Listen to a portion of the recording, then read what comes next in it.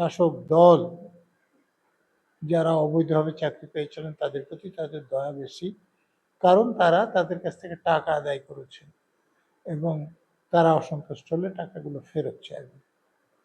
তো এখন যদি প্রকাশ্যে কিছু এসে যায় এবং কোর্টের কাছে যায়, তাহলে সেটা নিয়ে আবার পরীক্ষা বাতিলও হতে পারে, সেটা অনেক কিছু হতে পারে। কতবার এতগুলো মানুষের ভবিষ্যৎ,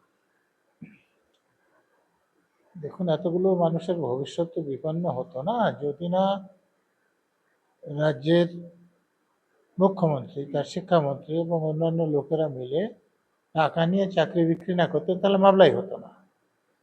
আর মামলা হওয়ার পরও যদি তারা হাইকোর্টে জানিয়ে দিতেন, কি সুপ্রিম কোর্টে জানিয়ে দিতেন যে এরা বৈধভাবে চাকরি পেয়েছে, তাহলে তাদের চাকরি বাতিল হতো না।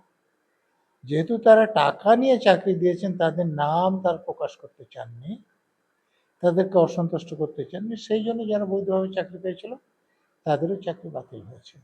তো এখন আমাদের রাজ্যের শাসক দলের নেতা নেত্রীদের, যাদের কাছে টাকা নিয়েছেন তাদের প্রতি দরদ আছে, যাদের কাছে টাকা নেননি তাদের প্রতি তাদের কোনো রকম দরদ নেই।